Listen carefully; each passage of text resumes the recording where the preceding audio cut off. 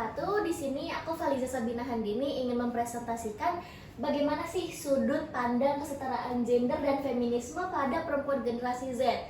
Seperti yang kita semua tahu, dalam segala hal pria dan wanita adalah pasangan yang setara nih teman-teman.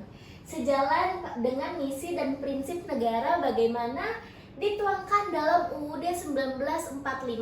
Kesetaraan gender belakangan ini mendapat perhatian nasional bahkan internasional. Bahkan nggak cuma aktivis feminis aja yang ngomongin tentang kesetaraan gender, tapi menjadi perhatian masyarakat luas. Gender sering digunakan untuk membedakan antara laki-laki dan perempuan. Misalnya, perempuan dipandang emosional, lemah, dan keibuan. Laki-laki dianggap sebagai individu yang berani, kuat, dan juga logis. Oleh karena itu, tingkat partisipasi perempuan dalam angkatan kerja atau TPAK masih lebih rendah dibandingkan laki-laki, menunjukkan bahwa diskriminasi gender cukup marak terjadi di Indonesia. Menurut statistik BPS, dari Februari 2018, LFPR putra sangat tinggi, yaitu ada di 83,01%, sedangkan LFPR putri hanya 55,44%. Oleh karena ini, dengan statistik ini, perempuan masih dianggap tidak cocok atau tidak memungkinkan ada di dunia kerja. Terus bagaimana sih sikap Gen Z? Seperti yang kita tahu, generasi Z sekarang itu paling tua sudah 27 tahun atau 28 tahun ya teman-teman. Kemungkinan sudah memiliki suami, istri, atau berkeluarga, atau lain sebagainya. Nah, kesetaraan gender dalam hubungan dipandang baik oleh generasi Z. Mereka sadar bahwa kerjasama dan komunikasi yang efektif, saling menghormati hak dan tanggung jawab satu sama lain adalah hal dasar dari hubungan yang sehat daripada dominasi satu pihak. Mereka berharap dengan menggunakan strategi ini, di masa depan akan lebih damai dan juga langgeng. Terus gimana sih langkah yang udah dilakukan negara oleh ketimpangan gender ini?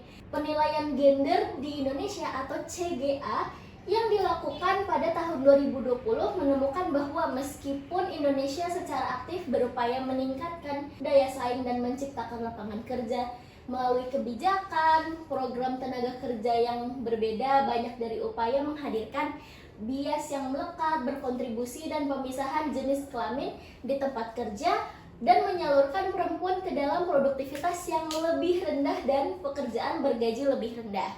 Perempuan memiliki 60% usaha mikro kecil atau UMKM di Indonesia, tetapi mereka terlalu terwakili di antara usaha mikro dan aspirasi pertumbuhan mereka terjadi terhambat oleh akses kredit dan pasar yang lebih rendah daripada bisnis milik laki-laki.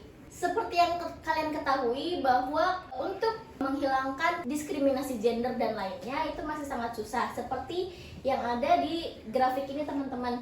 Di sini adalah grafik kekerasan yang terjadi oleh perempuan.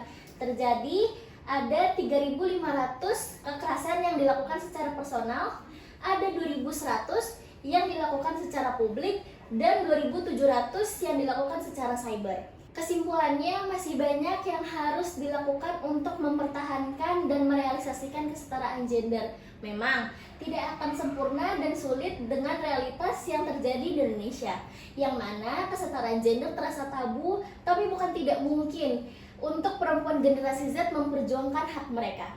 Baik, segitu saja. Terima kasih atas presentasi yang saya lakukan. Kalau ingin bertanya-tanya lebih lanjut, ada kontak person saya di sini. Wassalamualaikum warahmatullahi wabarakatuh. Bye semua.